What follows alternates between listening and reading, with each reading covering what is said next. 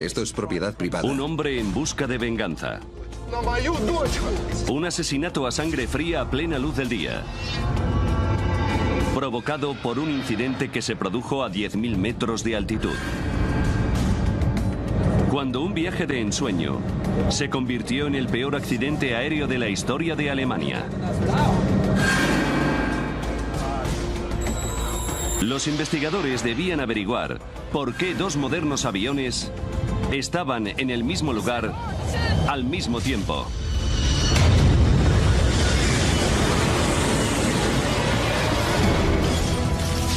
Los desastres no ocurren sin más, son provocados por una serie de acontecimientos críticos. Vamos a revelar las fatídicas decisiones de esos últimos segundos catastróficos.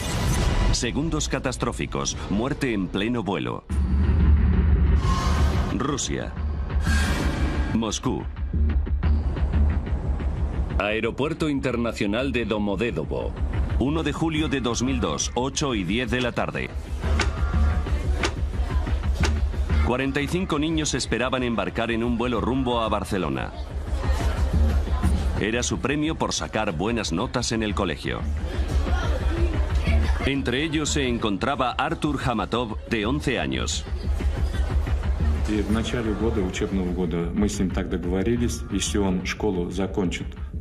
A principio de curso acordamos que si sacaba buenas notas podría ir de viaje con su clase. Una tarde, cuando volví del trabajo, me enseñó las notas del colegio y me dijo: «Papá, he cumplido mi palabra». Me miró como con un interrogante en sus ojos y le dije: «Está bien, te prometo que podrás ir». Los niños eran de Ufa, Rusia Central.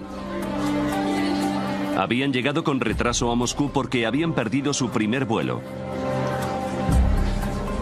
Tuvieron que fletar otro avión que les llevara a España. El vuelo BTC 2937 listo para embarcar.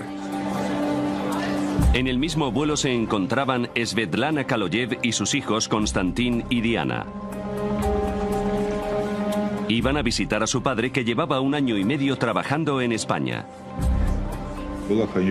Hablaba con ellos por teléfono todos los días. Y eso hacía que mi vida fuera más llevadera. Pero fue duro no poder ver a mis hijos durante tanto tiempo. Svetlana tuvo suerte de encontrar sitio en este charter de Bashkirian Airlines. Los retrasos con los visados hacían que otros vuelos estuvieran completos. Por fin nos íbamos a ver y lo íbamos a pasar muy bien todos juntos.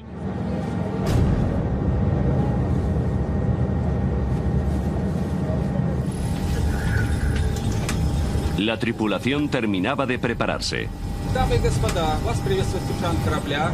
Добро пожаловать на борт башкирских авиалиний.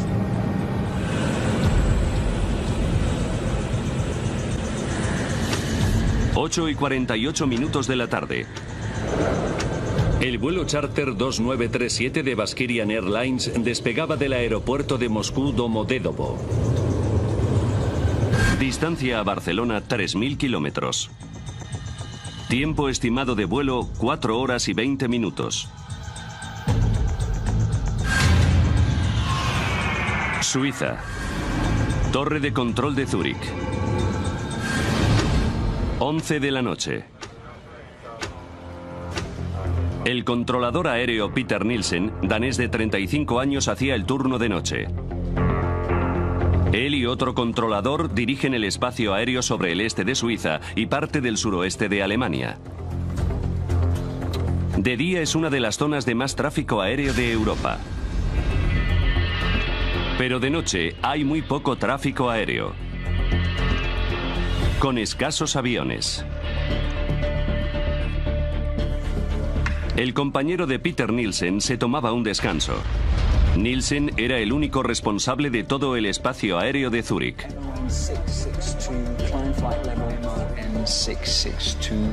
Activó un radar para el tráfico que atravesara su zona y otro para los aviones que fueran a aterrizar en el vecino aeropuerto de Friedrichshafen. Pero después de las 11 no había aterrizajes programados. Nielsen se podía concentrar en el tráfico que circulaba por la zona.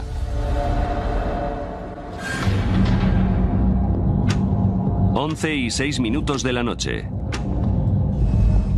Svetlana Kaloyev y sus hijos, junto con el resto de pasajeros del charter de Bashkirian Airlines, sobrevolaban Austria a unos 10.000 metros.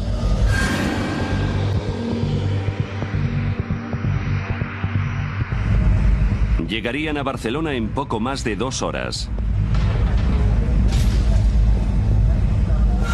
A 600 kilómetros de distancia, un Boeing 757 de DHL despegaba de Bérgamo, Italia. Destino, Bruselas. El capitán y el copiloto eran los únicos que iban a bordo.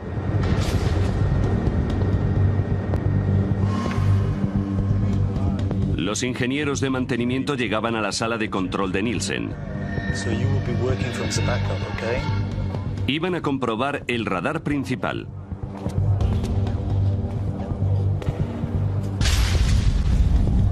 11 y 21 minutos de la noche. El vuelo 611 del avión de carga DHL entraba en el espacio aéreo de Nielsen. El capitán pidió permiso para ascender a 10.000 metros de altitud. Radar suizo, buenas noches. DHX 611. DHX 611. Identificado. Ascenso programado en 4 o 5 minutos. Antes de dar permiso para ascender, Nielsen tenía que regular tráfico. Descenso de vuelo 320. Los ingenieros de mantenimiento necesitaban trabajar en el sistema telefónico. ¿Podéis hacerlo rápido, por favor? Gracias. 11 y 25 minutos de la noche. Un avión inesperado se aproximaba a Friedrichshafen. Nielsen tuvo que cambiar de estación de radar. Pero el vuelo retrasado AF1135 se aproximaba para aterrizar.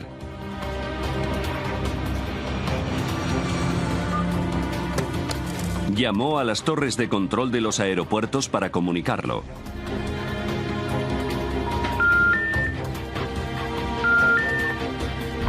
No podía contactar con ellos. Pero todavía quedaban 10 minutos para que el Airbus aterrizara, por lo que volvió al radar del tráfico de su zona. DHX 611.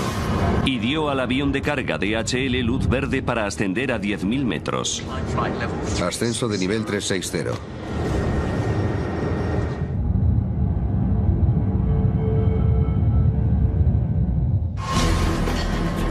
Nielsen volvió a centrarse en el Airbus y volvió a llamar al aeropuerto de Friedrichshafen.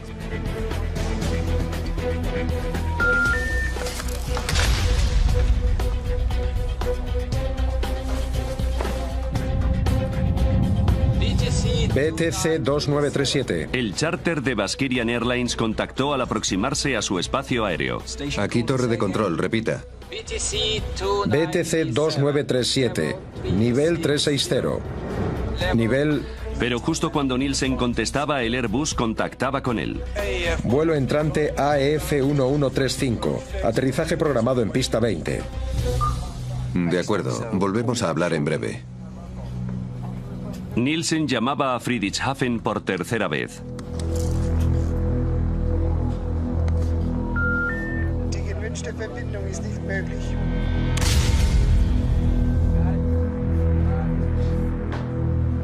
AF1135. Llamó por radio al Airbus para decirles que contactaran con el aeropuerto directamente. He perdido la conexión telefónica con Friedrichshafen. ¿Pueden contactar con ellos ustedes directamente? Afirmativo. El avión de DHL sobrevolaba Suiza a unos 10.000 metros. De repente, su sistema de alerta de tráfico y evasión de colisión aérea, el TCAS, hizo sonar una alarma. Tráfico, tráfico, tráfico, tráfico. En el mismo instante, los sistemas TCAS del avión de Bashkirian Airlines también saltaron. Tráfico, tráfico. Los dos aviones estaban a 25 kilómetros de distancia y volaban exactamente a la misma altitud por la misma zona.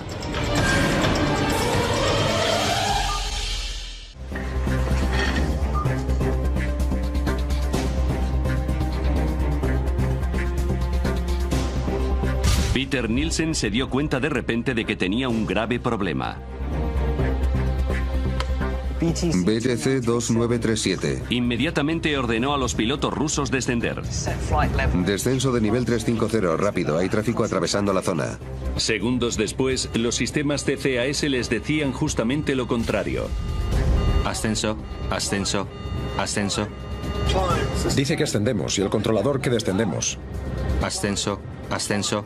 Al mismo tiempo, el TCAS del DHL decía que descendieran. Descenso, descenso.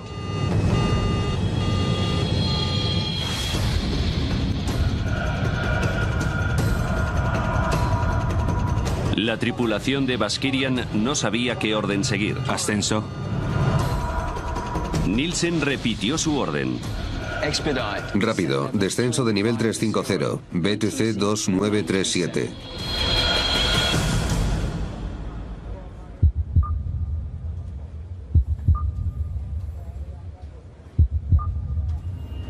Cuando vio que habían seguido sus órdenes, Nielsen les comunicó que el avión DHL se les estaba acercando por su lado derecho. Hay tráfico en posición 2 en punto, a 360. Volvió a comunicar con el Airbus.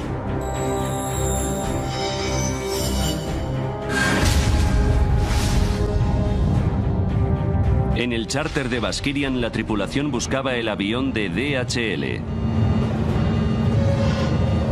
Los dos aviones estaban solo a 5 kilómetros de distancia. Ambos descendían a una velocidad de 1300 kilómetros por hora, superando la velocidad del sonido.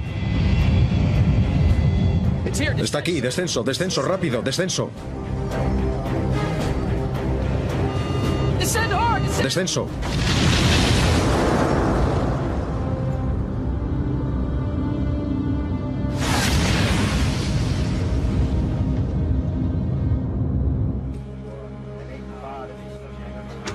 Y 35 minutos de la noche. AF 1135. La tripulación del Airbus lograba por fin contactar con el aeropuerto de Friedrichshafen. Vamos hacia allá, Friedrichshafen.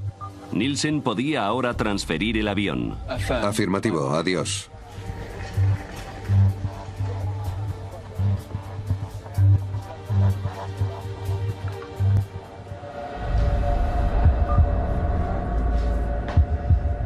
BTC 2937.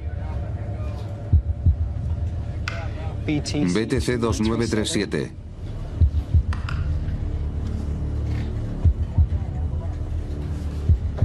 BTC 2937.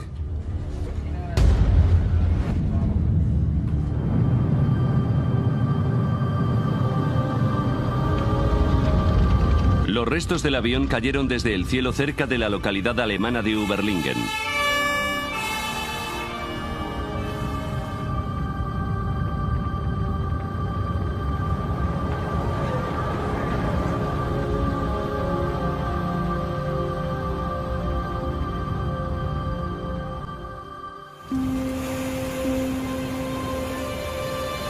Al amanecer, la policía inició la mayor operación que se había llevado a cabo nunca en la zona. Los bomberos debían empezar la difícil tarea de buscar cadáveres.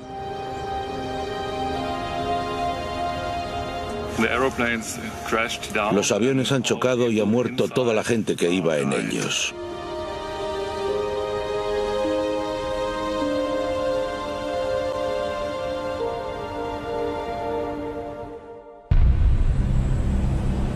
A los pocos días, las familias de las víctimas llegaban a la zona.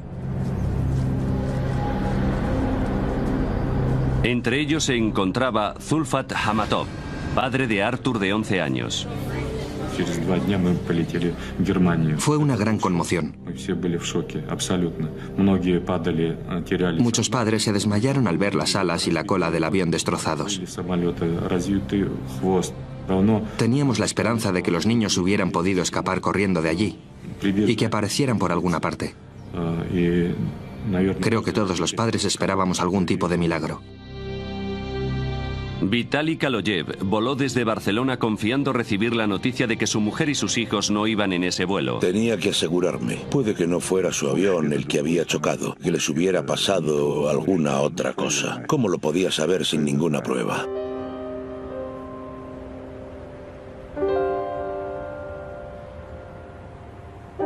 Los investigadores confirmaron sus peores temores. Se confirmó que las 71 personas a bordo de los dos aviones habían muerto. Era el peor accidente aéreo que se había producido nunca en Alemania. En una industria protegida por los sistemas de seguridad más avanzados y completos, ¿cómo podía ocurrir esto?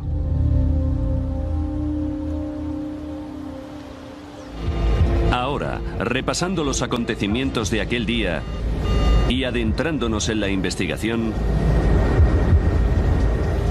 revelaremos la desastrosa cadena de eventos que llevaron a dos aviones al mismo lugar en el mismo momento.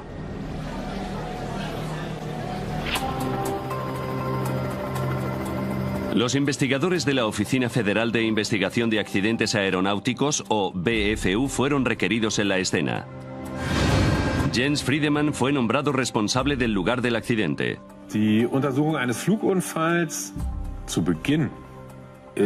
La investigación de un accidente aéreo es como una investigación forense, una escena del crimen. Hay que determinar los hechos.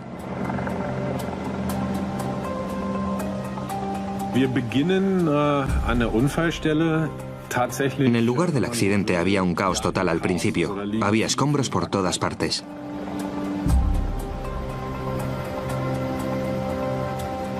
Friedemann no podía dar nada por supuesto.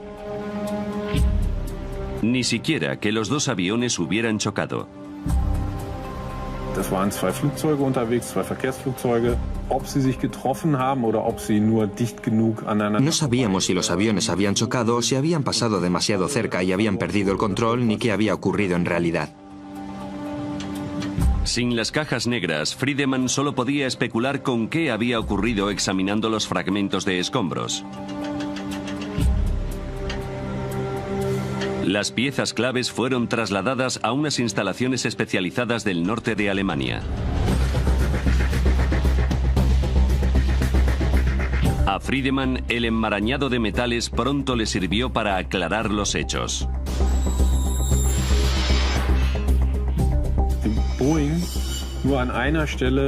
El Boeing tocó el Tupolev en un punto. La parte vertical de la cola estaba partida.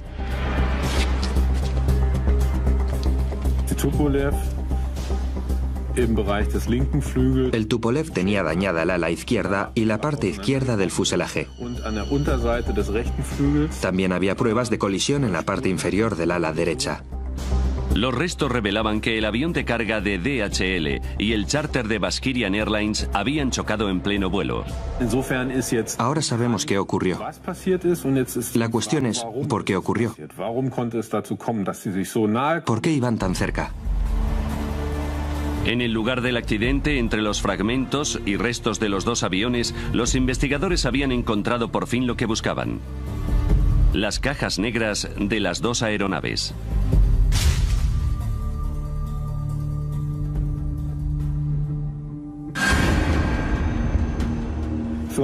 Era muy importante para nosotros como investigadores de accidentes. Johan Royce, del BFU, Oficina Federal de Investigación de Accidentes Aeronáuticos, se unía a la investigación. Su trabajo consistía en analizar los contenidos de los grabadores. Los grabadores de voz de la cabina de mandos nos ayudaron a entender qué pasó en la cabina, por qué los pilotos tomaron las decisiones que tomaron. Royce comenzó examinando el sistema de alerta de colisiones aéreas, los DCAS. Nuestra primera tarea era determinar si los DCAS habían funcionado como tenían que hacerlo según su diseño. Los sistemas TCAS construyen un mapa tridimensional alrededor del avión usando su altitud, velocidad y dirección. Todos los aviones equipados con TCAS se comunican constantemente entre sí. Si un avión se acerca demasiado a otro, los TCAS alertan a los pilotos. Tráfico, tráfico. Y si es necesario, emite lo que se conoce como resolución de conflictos. Descenso, descenso. Tras analizar la caja negra, Royce determinó rápidamente que el sistema había funcionado como debía. Tráfico, tráfico. Antes de la colisión, los dos sistemas TCAS generaron y emitieron una resolución de conflictos. Al Tupolev ruso le dijeron que ascendiera y al Boeing de DHL que descendiera. Si el avión hubiera seguido esas instrucciones, no habría habido ninguna colisión. Pero mientras que los pilotos del avión de DHL obedecieron a los TCAS, Descenso, descenso. los pilotos rusos no lo hicieron. Ascenso, ascenso.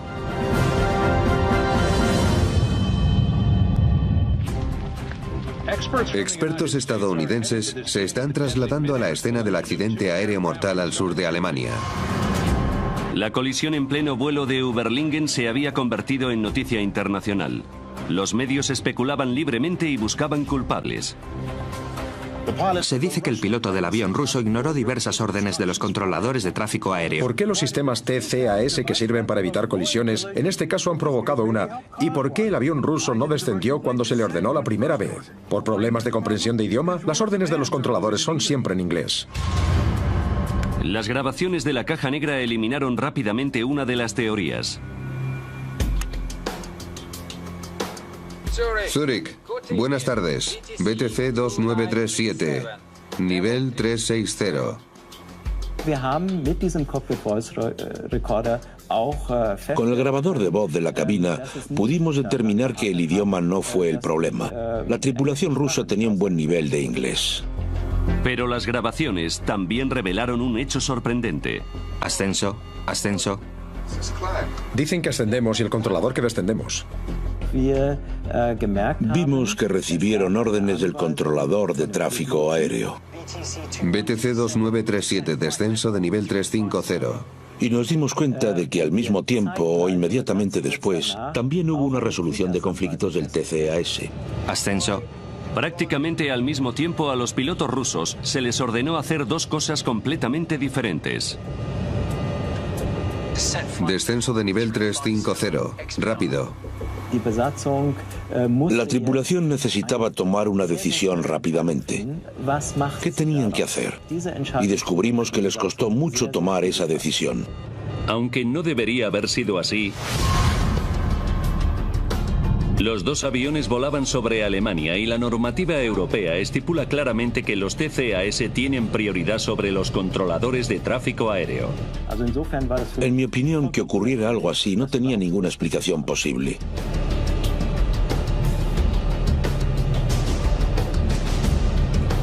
Ascenso, ascenso.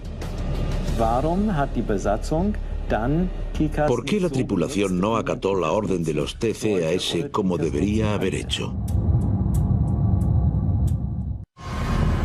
En abril de 2001 los sistemas TCAS eran obligatorios prácticamente en todo el mundo. Pero los investigadores descubrieron una significativa excepción: Rusia. ¿Podría ser que la tripulación rusa no supiera utilizar los TCAS?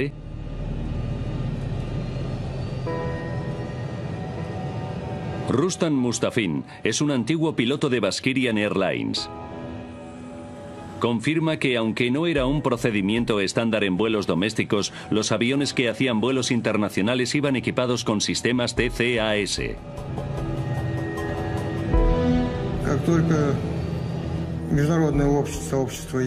En cuanto los sistemas TCAS se hicieron obligatorios, el Centro de Formación de Baskirian Airlines se aseguró de que nuestros pilotos supieran utilizar dichos sistemas. Mustafin volaba regularmente con los pilotos del vuelo 2937. En la época del accidente, ya teníamos bastante experiencia con los sistemas. La tripulación sabía cómo funcionaban los TCAS, pero ignoraron sus instrucciones. El manual de vuelo del Tupolev, la Biblia operacional del piloto, reveló por qué.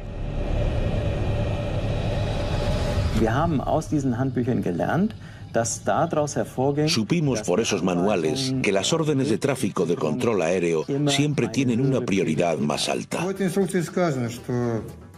El manual de operaciones de la época estipulaba que la orden de tráfico de control aéreo tenía preferencia sobre los TCAS en caso de que el sistema emitiera una alerta. Decía que control aéreo tenía la última palabra.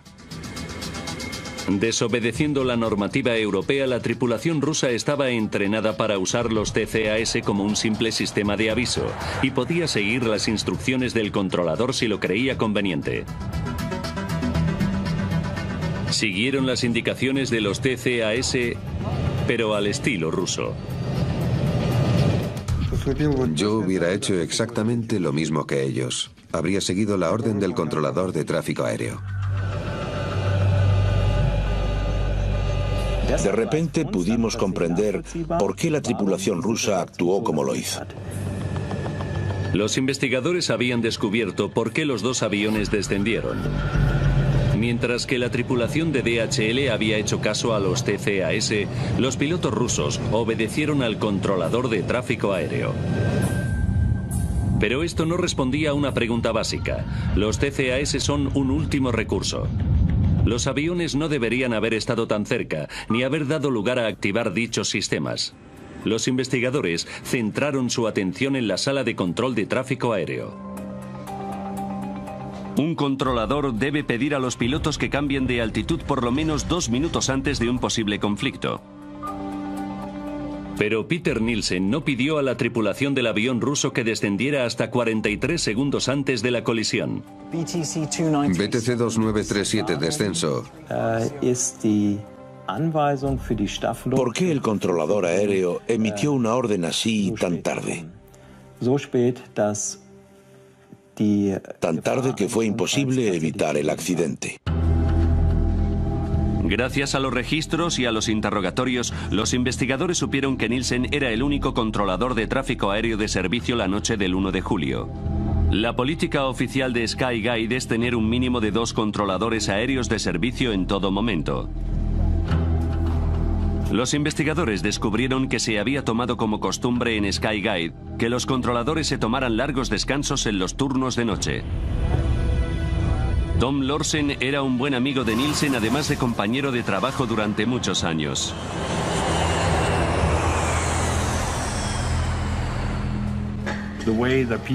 Peter hacía los turnos de noche como los hacíamos todos. Se quedaba solo un controlador porque había muy poco tráfico. Entre las 11 de la noche y las 6 de la mañana no se programan aterrizajes en los aeropuertos de la zona. Pero sobre las 11:25 del 1 de julio de 2002, Nielsen se encontró con un aterrizaje inesperado. El avión se aproximaba al aeropuerto de Friedrichshafen y él tenía que coordinarlo. Era muy poco frecuente que un avión fuera a Friedrichshafen a esas horas. Y supongo que al controlador le sorprendería bastante eso. Según la normativa, Nielsen debía contactar con la torre de control del aeropuerto antes de aprobar el aterrizaje del avión que venía con retraso. Algo rutinario. Con tan solo dar a una tecla, podía haber contactado con la torre de control de Friedrichshafen. Pero los registros indican que Nielsen no pudo contactar con el aeropuerto.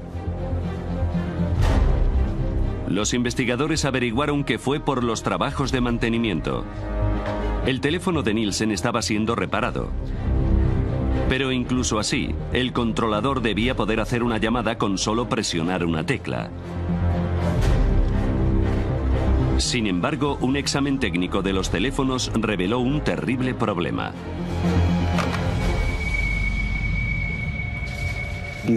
Los trabajos de mantenimiento debían ser algo adicional. Deberían haber dejado las líneas operativas, pero la comunicación telefónica no fue posible por otros problemas técnicos. Nielsen intentó repetidamente llamar a Friedrichshafen. Una tarea rutinaria le ocupó gran parte de su tiempo. Die gewünschte Verbindung ist nicht möglich.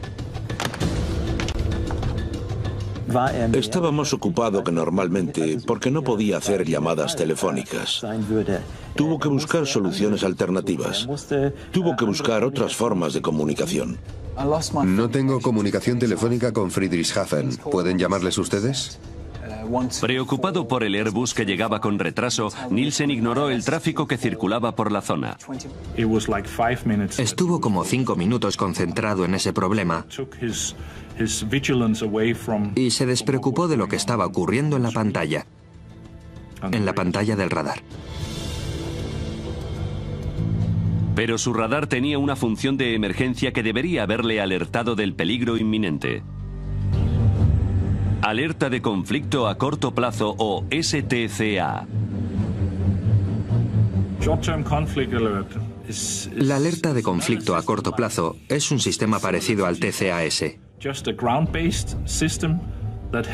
Es un sistema de alerta terrestre que nos ayuda con el radar si no vemos un conflicto. Si no lo vemos a tiempo, activa una alarma. 2 minutos antes de la posible colisión, una alerta STCA debió haberse activado tanto en las 2 pantallas de radar de Nielsen como en los altavoces. Esto es exactamente lo que ocurrió a 180 kilómetros de distancia en la localidad alemana de Karlsruhe.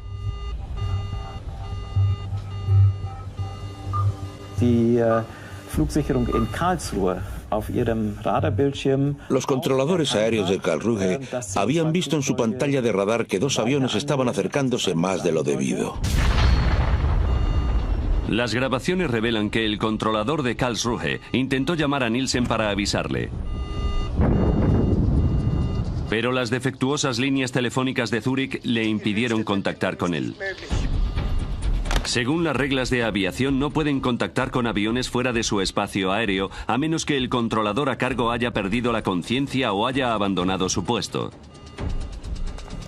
El controlador aéreo de Karlsruhe decidió saltarse el protocolo e intentó llamar a Nielsen 11 veces en total, pero no consiguió hablar con él. BTC 2937.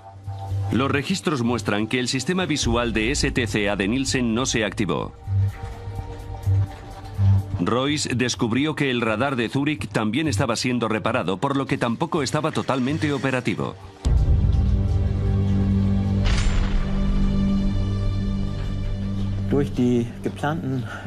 Los trabajos de mantenimiento programados en el sistema de radar hicieron que no fueran operativas todas las funciones que normalmente tiene disponibles.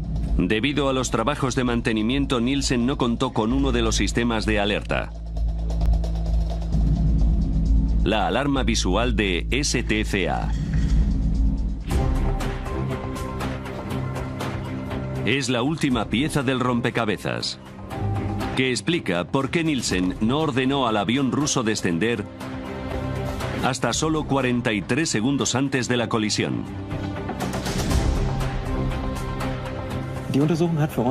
La investigación mostró que se produjeron una serie de acontecimientos desafortunados en la sala de control de tráfico aéreo. Si Nielsen hubiera oído la alarma STCA antes de que se activaran los sistemas TCAS en los aviones, no habría habido conflicto y el accidente se habría evitado.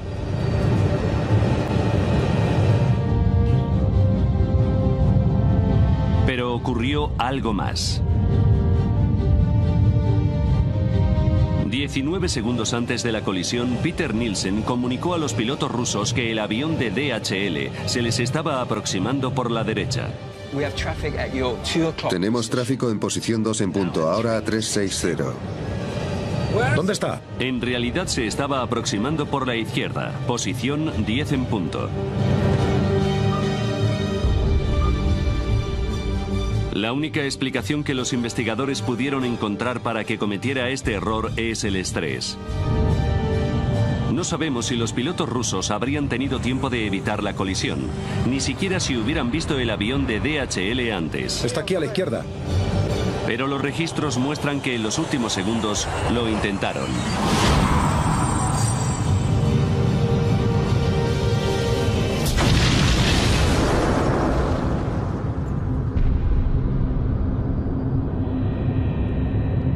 Tras el impacto, el avión de Baskirian Airlines se partió en 4 piezas. Sin parte de la cola, el avión de carga de DHL cayó en picado.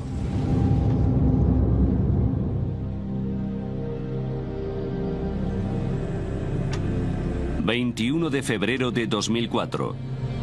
Mientras que los investigadores elaboraban el informe final, Vitali Kaloyev volaba a Zúrich. Estaba obsesionado con encontrar a algún culpable de la muerte de su mujer e hijos. Quería oírles decir que eran responsables, pero que los perdonara si podía. Habían matado a muchos niños y no les había pasado nada. No habían pedido disculpas, no habían expresado ningún dolor, nada. Nielsen siguió trabajando en Skygate, pero en áreas de análisis de seguridad. Kaloyev averiguó dónde vivía. Fui a ver al controlador. Sabía que había trabajado esa noche. Todo esto tenía que llegar a su fin. Tenía que cerrarse. No podía esperar más y decidí terminarlo yo mismo. Nielsen salió. Era más alto que yo. Le mostré las fotos de mis hijos en sus ataúdes. Y él las apartó de un manotazo. Y después le di su merecido.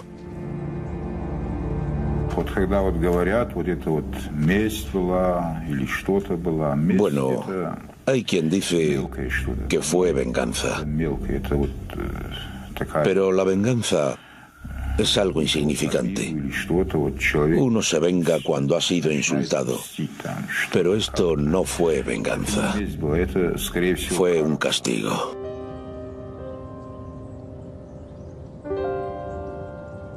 En Suiza, un hombre ha sido detenido por el asesinato del controlador de tráfico aéreo que estaba de servicio la noche en que 2 aviones chocaron hace 2 años. Lo buscó y lo apuñaló delante de su familia. Ha sido asesinado por un error fatal.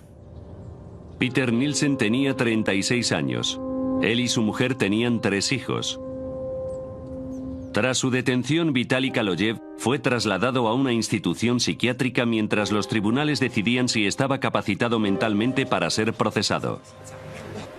Kaloyev fue condenado por homicidio premeditado a 8 años en una prisión suiza. En noviembre de 2007 fue puesto en libertad después de que un recurso de apelación determinara que tenía un atenuante de responsabilidad por la muerte de su mujer e hijos. Vitali Kaloyev no se arrepiente de lo que hizo.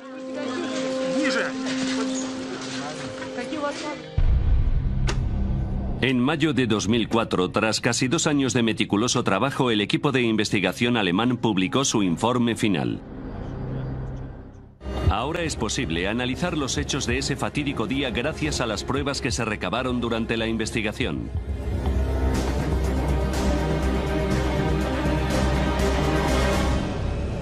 ...1 de julio de 2002... ...8:48 de la tarde... ...a 2:47 del desastre...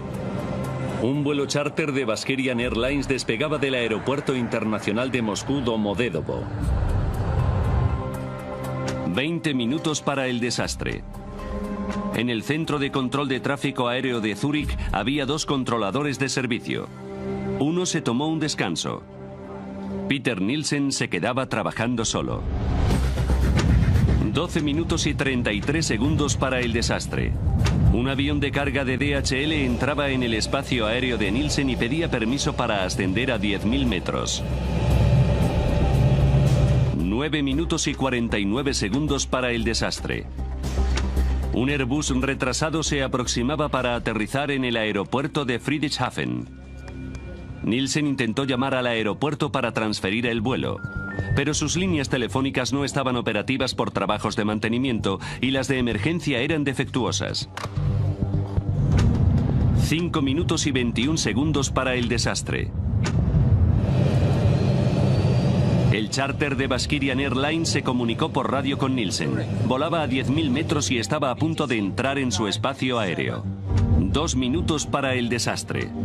Los aviones de Baskirian Airlines y DHL estaban a la misma altitud, a menos de 44 kilómetros de distancia, y se aproximaban superando la velocidad del sonido.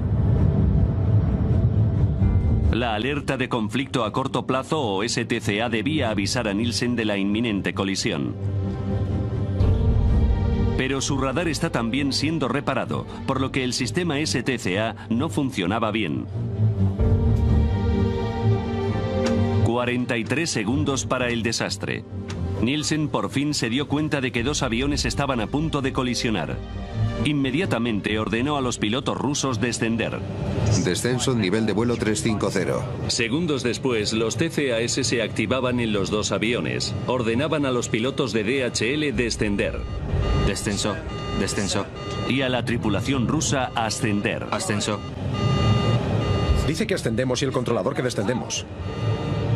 Nielsen no era consciente de que los 2 aviones estaban recibiendo otras instrucciones. Repitió sus órdenes a los pilotos rusos. BTC 2937, descenso de nivel de vuelo. La normativa rusa permite a los pilotos tomar las decisiones que consideren pertinentes en situaciones de conflicto similares. Aquí siguieron las órdenes de Nielsen. Los 2 aviones empezaron a descender. 19 segundos para el desastre. Nielsen creía que el conflicto estaba resuelto, pero antes de cerrar la transmisión comunicó a la tripulación rusa que el avión de DHL se les aproximaba por la derecha, pero en realidad se aproximaba por la izquierda. ¿Dónde está? 3 segundos para el desastre. La tripulación rusa divisaba el avión de DHL. Está aquí a la izquierda. Intentaron evitarlo, pero era demasiado tarde. ¡Descenso rápido, descenso rápido! A las 11 de la noche y 35 minutos los aviones chocaron, a unos 10.000 metros sobre la localidad alemana de Überlingen. Las 71 personas a bordo de los 2 aviones murieron.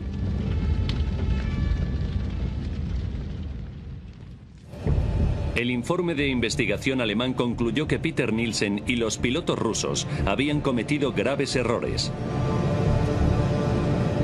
Pero la principal causa del accidente era negligencia por parte de Skyguide. En mayo de 2004, justo después de que se publicara el informe de la Oficina Federal de Investigación de Accidentes Aeronáuticos, el presidente de Skyguide, Alan Rosier, en una conferencia de prensa pidió disculpas de forma oficial. Nosotros también hemos cometido errores. Y lo lamentamos profundamente. Asumimos nuestra responsabilidad como indica el informe de investigación alemán. Y pedimos perdón a las familias de las víctimas.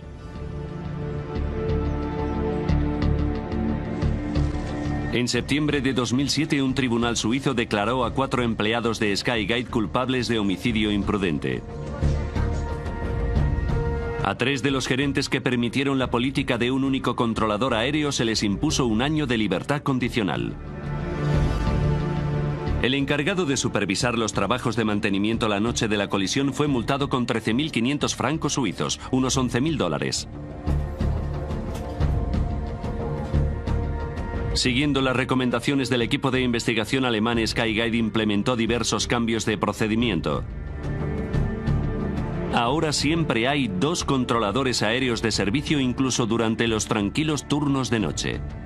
Nadie se volverá a encontrar en la situación en que se encontró Peter Nielsen.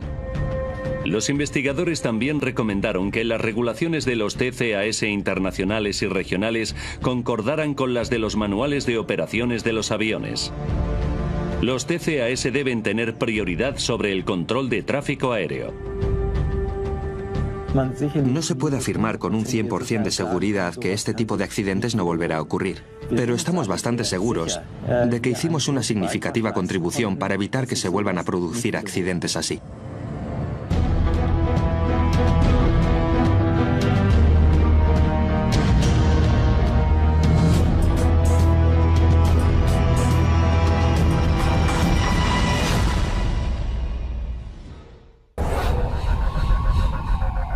Domodedovo. 20 minutos para el desastre. En el centro de control de tráfico aéreo de Zúrich había 2 controladores de servicio. Uno se tomó un descanso. Peter Nielsen se quedaba trabajando solo. 12 minutos y 33 segundos para el desastre. Un avión de carga de DHL entraba en el espacio aéreo de Nielsen y pedía permiso para ascender a 10.000 metros. 9 minutos y 49 segundos para el desastre. Un Airbus retrasado se aproximaba para aterrizar en el aeropuerto de Friedrichshafen. Nielsen intentó llamar al aeropuerto para transferir el vuelo, pero sus líneas telefónicas no estaban operativas por trabajos de mantenimiento y las de emergencia eran defectuosas. 5 minutos y 21 segundos para el desastre. El charter de Baskirian Airlines se comunicó por radio con Nielsen. Volaba a 10.000 metros y estaba a punto de entrar en su espacio aéreo. 2 minutos para el desastre. Los aviones de Baskirian Airlines y DHL estaban a la misma altitud, a menos de 44 kilómetros de distancia, y se aproximaban superando la velocidad del sonido. La alerta de conflicto a corto plazo o STCA debía avisar a Nielsen de la inminente colisión. Pero su radar está también siendo reparado, por lo que el sistema STCA no funcionaba bien. 43 segundos para el desastre. Nielsen por fin se dio cuenta de que 2 aviones estaban a punto de colisionar. Inmediatamente ordenó a los pilotos rusos descender. Descenso en nivel de vuelo 350. Segundos después, los TCAS se activaban en los 2 aviones. Ordenaban a los pilotos de DHL descender. Descenso, descenso. Y a la tripulación rusa ascender. Ascenso. Dice que ascendemos y el controlador que descendemos. Nielsen no era consciente de que los 2 aviones estaban recibiendo otras instrucciones. Repitió sus órdenes a los pilotos rusos. BTC 2937, descenso de nivel de vuelo. La normativa rusa permite a los pilotos tomar las decisiones que consideren pertinentes en situaciones de conflicto similares. Aquí siguieron las órdenes de Nielsen. Los 2 aviones empezaron a descender. 19 segundos para el desastre. Nielsen creía que el conflicto estaba resuelto, pero antes de cerrar la transmisión comunicó a la tripulación rusa que el avión de DHL se les aproximaba por la derecha, pero en realidad se aproximaba por la izquierda. ¿Dónde está? 3 segundos para el desastre. La tripulación rusa divisaba el avión de DHL, pero las defectuosas líneas telefónicas de Zúrich le impidieron contactar con él. Según las reglas de aviación, no pueden contactar con aviones fuera de su espacio aéreo, a menos que el controlador a cargo haya perdido la conciencia o haya abandonado su puesto. El controlador aéreo de Karlsruhe decidió saltarse el protocolo e intentó llamar a Nielsen 11 veces en total, pero no consiguió hablar con él. BTC 2937. Los registros muestran que el sistema visual de STCA de Nielsen no se activó. Royce descubrió que el radar de Zúrich también estaba siendo reparado, por lo que tampoco estaba totalmente operativo.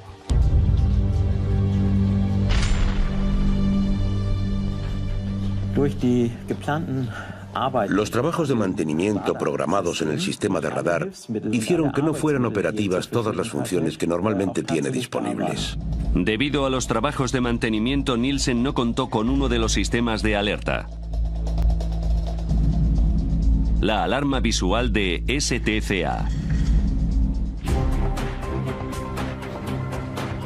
Es la última pieza del rompecabezas, que explica por qué Nielsen no ordenó al avión ruso descender hasta solo 43 segundos antes de la colisión.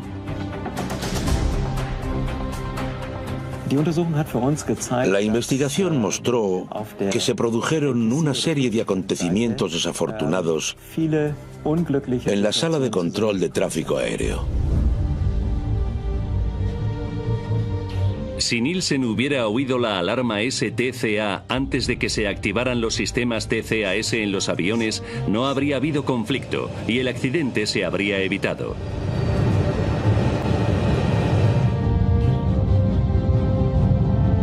Pero ocurrió Pero algo más. 19 segundos antes de la colisión, Peter Nielsen comunicó a los pilotos rusos que el avión de DHL se les estaba aproximando por la derecha. Tenemos tráfico en posición 2 en punto, ahora a 360. ¿Dónde está? En realidad se estaba aproximando por la izquierda, posición 10 en punto. La única explicación que los investigadores pudieron encontrar para que cometiera este error es el estrés. No sabemos si los pilotos rusos habrían tenido tiempo de evitar la colisión, ni siquiera si hubieran visto el avión de DHL antes. Está aquí a la izquierda. Pero los registros muestran que en los últimos segundos lo intentaron.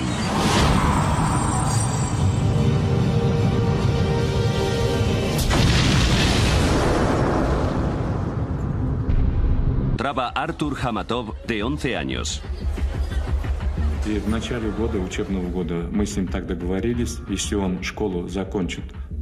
A principio de curso acordamos que si sacaba buenas notas podría ir de viaje con su clase. Una tarde, cuando volví del trabajo, me enseñó las notas del colegio y me dijo: «Papá, he cumplido mi palabra». Me miró como con un interrogante en sus ojos y le dije: «Está bien, te prometo que podrás ir». Los niños eran de Ufa, Rusia Central. Habían llegado con retraso a Moscú porque habían perdido su primer vuelo. Tuvieron que fletar otro avión que les llevara a España. El vuelo BTC 2937 listo para embarcar. En el mismo vuelo se encontraban Svetlana Kaloyev y sus hijos Konstantin y Diana. Iban a visitar a su padre, que llevaba 1 año y medio trabajando en España. Hablaba con ellos por teléfono todos los días. Y eso hacía que mi vida fuera más llevadera. Pero fue duro no poder ver a mis hijos durante tanto tiempo. Svetlana tuvo suerte de encontrar sitio en este charter de Bashkirian Airlines. Los retrasos con los visados hacían que otros vuelos estuvieran completos. Por fin nos íbamos a ver y lo íbamos a pasar muy bien todos juntos.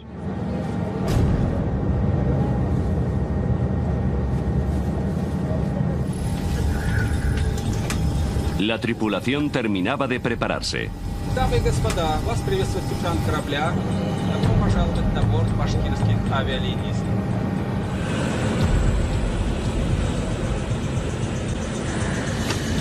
8:48 de la tarde. El vuelo charter 2937 de Bashkirian Airlines despegaba del aeropuerto de Moscú Domodedovo. Distancia a Barcelona 3.000 kilómetros. Tiempo estimado de vuelo 4 horas y 20 minutos. Suiza. Torre de control de Zúrich.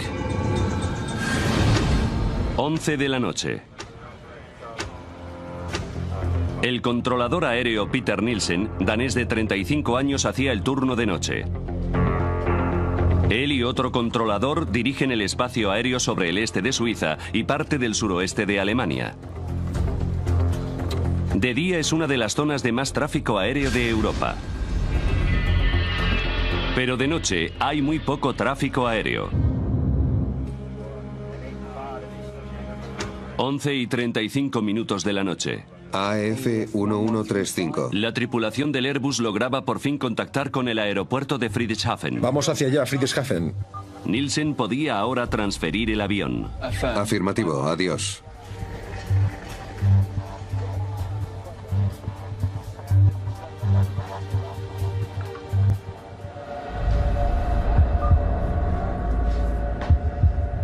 BTC 2937.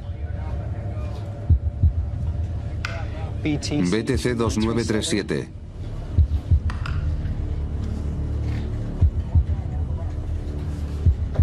BTC 2937.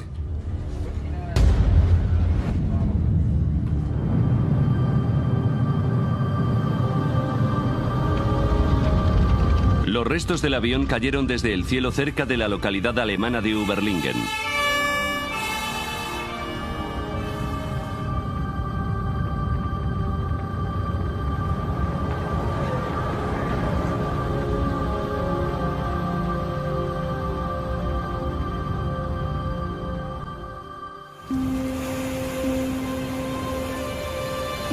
Al amanecer, la policía inició la mayor operación que se había llevado a cabo nunca en la zona.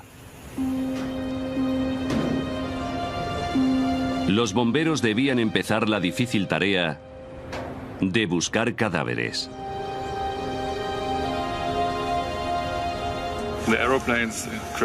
Los aviones han chocado y ha muerto toda la gente que iba en ellos.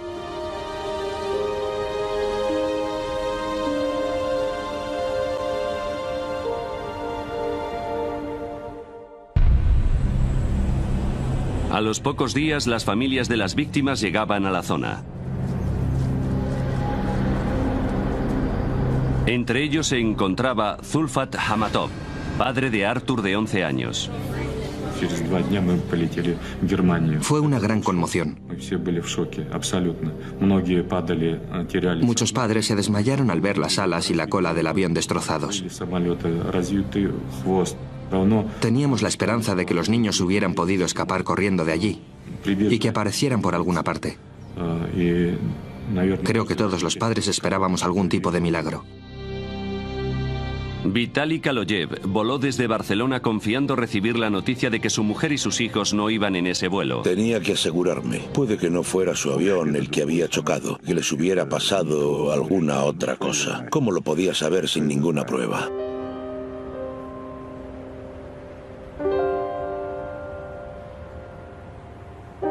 Los investigadores Berlingen.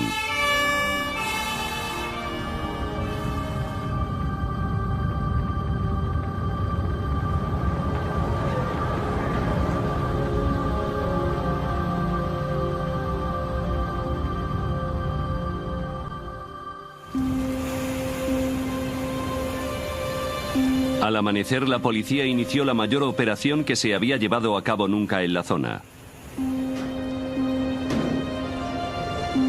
Los bomberos debían empezar la difícil tarea de buscar cadáveres.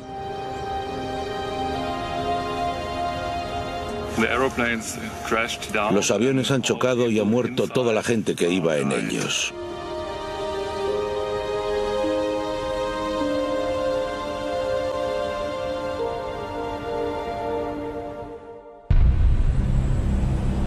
A los pocos días, las familias de las víctimas llegaban a la zona. Entre ellos se encontraba Zulfat Hamatov, padre de Artur de 11 años. Fue una gran conmoción. Muchos padres se desmayaron al ver las alas y la cola del avión destrozados. Teníamos la esperanza de que los niños hubieran podido escapar corriendo de allí y que aparecieran por alguna parte. Creo que todos los padres esperábamos algún tipo de milagro.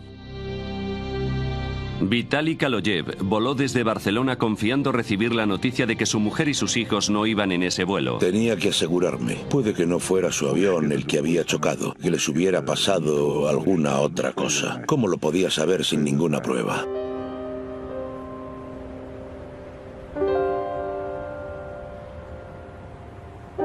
Los investigadores confirmaron sus peores temores. Se confirmó que las 71 personas a bordo de los dos aviones habían muerto. Era el peor accidente aéreo que se había producido nunca en Alemania. En una industria protegida por los sistemas de seguridad más avanzados y completos, ¿cómo podía ocurrir esto?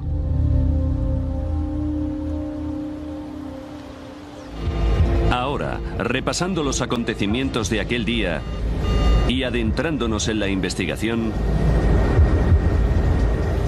revelaremos la desastrosa cadena de eventos que llevaron a dos aviones al mismo lugar en el mismo momento.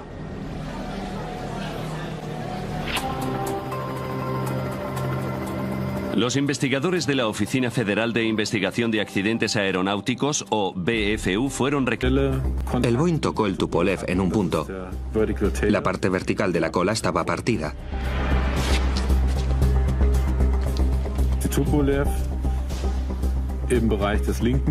El Tupolev tenía dañada el ala izquierda y la parte izquierda del fuselaje.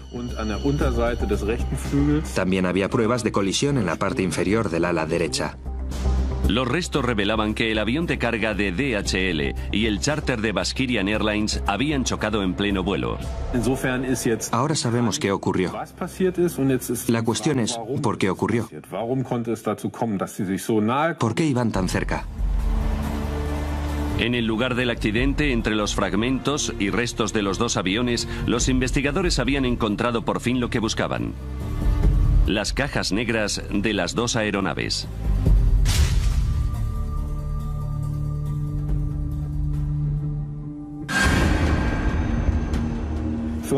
Era muy importante para nosotros como investigadores de accidentes. Johan Royce, del BFU, Oficina Federal de Investigación de Accidentes Aeronáuticos, se unía a la investigación. Su trabajo consistía en analizar los contenidos de los grabadores.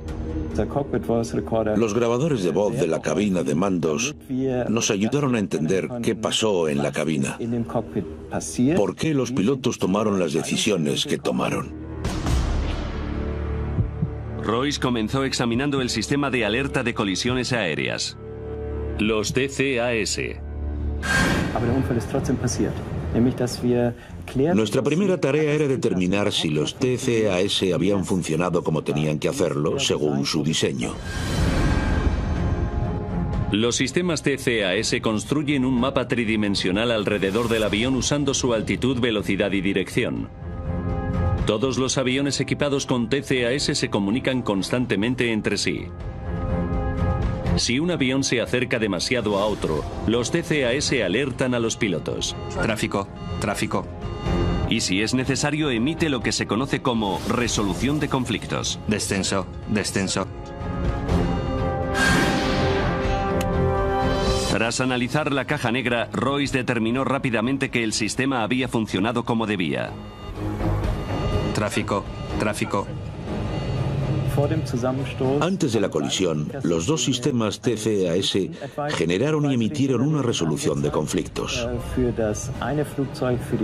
Al Tupolev ruso le dijeron que ascendiera y al Boeing de DHL que descendiera. Si el avión hubiera seguido esas instrucciones, no habría habido ninguna colisión. Pero mientras que los pilotos del avión de DHL obedecieron a los TCAS... Descenso, descenso. Los dos aviones volaban sobre Alemania y la normativa europea estipula claramente que los TCAS tienen prioridad sobre los controladores de tráfico aéreo. En mi opinión, que ocurriera algo así no tenía ninguna explicación posible.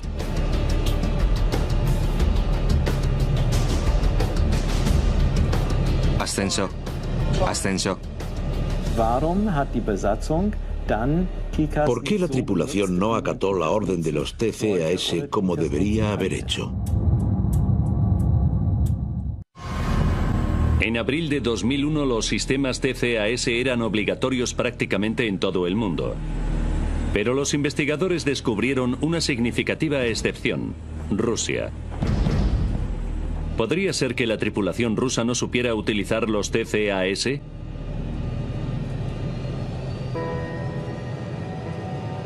Rustam Mustafin es un antiguo piloto de Baskirian Airlines.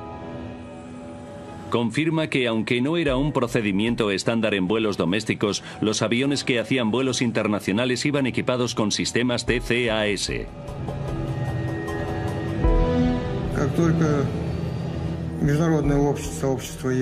En cuanto los sistemas TCAS se hicieron obligatorios, el Centro de Formación de Baskirian Airlines se aseguró de que nuestros pilotos supieran utilizar dichos sistemas. Mustafin volaba regularmente con los pilotos del vuelo 2937. En la época del accidente, ya teníamos bastante experiencia con los sistemas. La tripulación sabía cómo funcionaban los TCAS, pero ignoraron sus instrucciones. El manual de vuelo del Tupolev, la Biblia operacional del piloto, reveló por qué.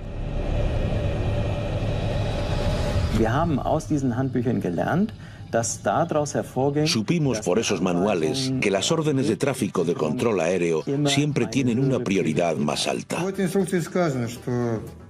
El manual de operaciones de la época estipulaba que la orden de tráfico de control aéreo tenía preferencia sobre los TCAS en caso de que el sistema emitiera una alerta. Decía que control aéreo tenía la última palabra.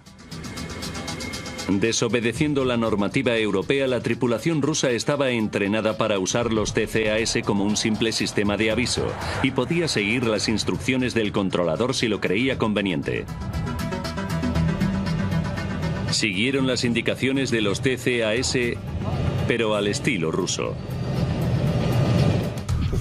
Yo hubiera hecho exactamente lo mismo que ellos. Habría seguido la orden del controlador de tráfico aéreo. Entraban Svetlana Kaloyev y sus hijos Konstantin y Diana. Iban a visitar a su padre, que llevaba 1 año y medio trabajando en España. Hablaba con ellos por teléfono todos los días. Y eso hacía que mi vida fuera más llevadera. Pero fue duro no poder ver a mis hijos durante tanto tiempo. Svetlana tuvo suerte de encontrar sitio en este charter de Bashkirian Airlines. Los retrasos con los visados hacían que otros vuelos estuvieran completos. Por fin nos íbamos a ver y lo íbamos a pasar muy bien todos juntos.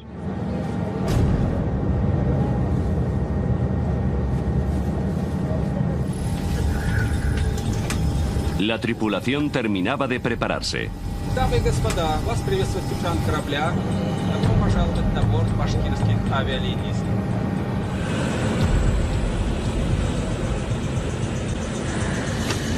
8:48 de la tarde. El vuelo charter 2937 de Bashkirian Airlines despegaba del aeropuerto de Moscú Domodedovo. Distancia a Barcelona 3.000 kilómetros. Tiempo estimado de vuelo 4 horas y 20 minutos. Suiza. Torre de control de Zúrich. 11 de la noche. El controlador aéreo Peter Nielsen, danés de 35 años, hacía el turno de noche.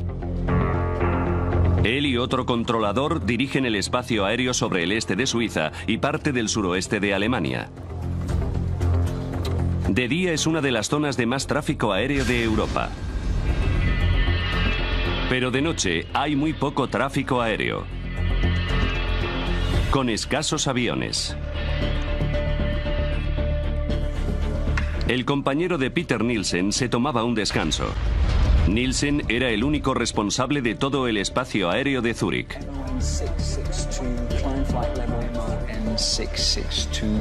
Activó un radar para el tráfico que atravesara su zona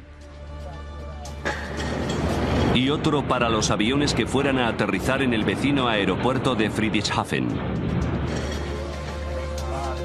Pero después de las 11 no había aterrizajes programados. Nielsen se podía concentrar en el tráfico que circulaba por la zona.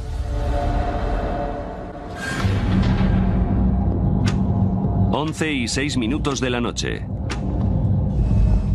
Svetlana Kaloyev y sus hijos, junto con el resto de pasajeros del charter de Bashkirian Airlines, 11 y 35 minutos de la noche. AF-1135. La tripulación del Airbus lograba por fin contactar con el aeropuerto de Friedrichshafen. Vamos hacia allá, Friedrichshafen. Nielsen podía ahora transferir el avión. Afirmativo, adiós.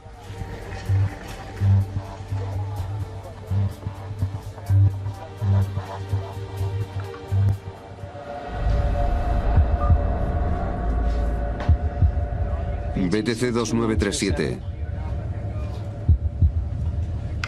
BTC 2937.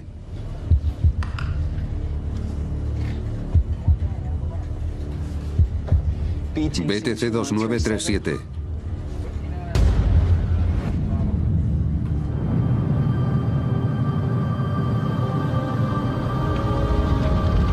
Los restos del avión cayeron desde el cielo cerca de la localidad alemana de Überlingen.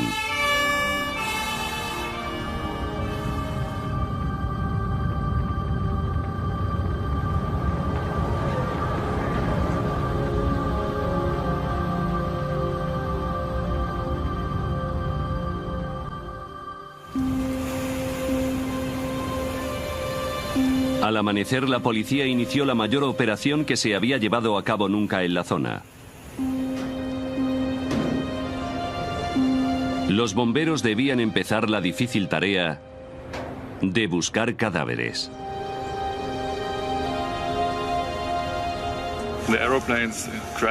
Los aviones han chocado y ha muerto toda la gente que iba en ellos.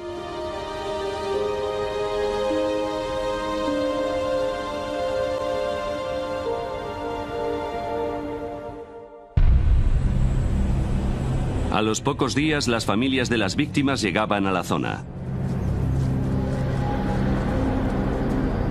Entre ellos se encontraba Zulfat Hamatov, padre de Artur de 11 años. Fue una gran conmoción. Muchos padres se desmayaron al ver las alas y la cola del avión destrozados. Teníamos la esperanza de que los niños hubieran podido escapar corriendo de allí y que aparecieran por alguna parte. Creo que todos los padres esperábamos algún tipo de milagro. Vitali Kaloyev voló desde Barcelona confiando recibir la noticia de que su mujer y sus hijos no iban en ese vuelo. Tenía que asegurarme. Puede que no fuera su avión el que había chocado, que les hubiera pasado alguna otra cosa. ¿Cómo lo podía saber sin ninguna prueba?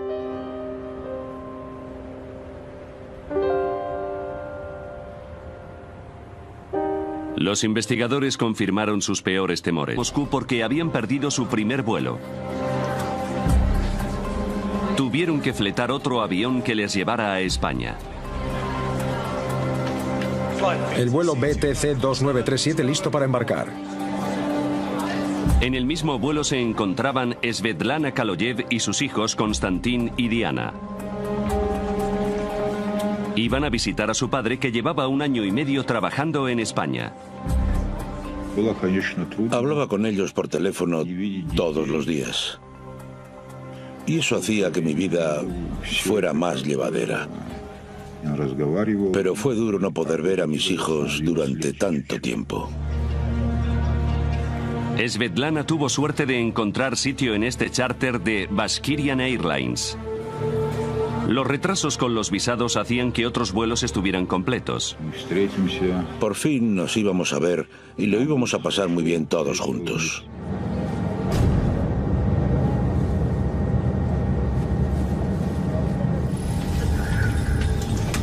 La tripulación terminaba de prepararse. Дамы и господа, вас приветствует капитан корабля. Добро пожаловать на борт башкирских авиалиний.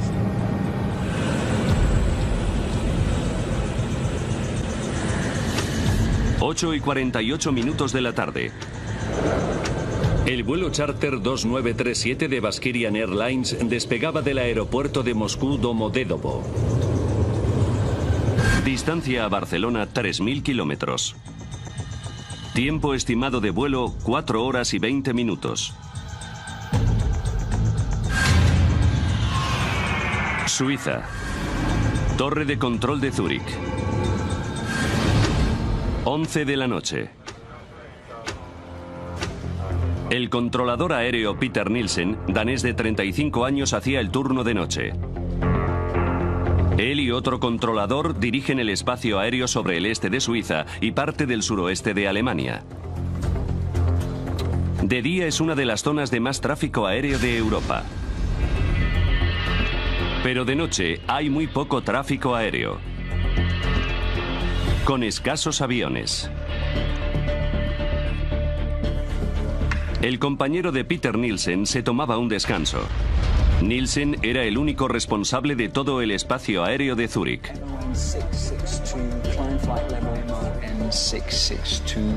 Activó un radar para el tráfico que atravesara su zona y otro para los aviones que fueran a aterrizar en el vecino aeropuerto de Friedrichshafen.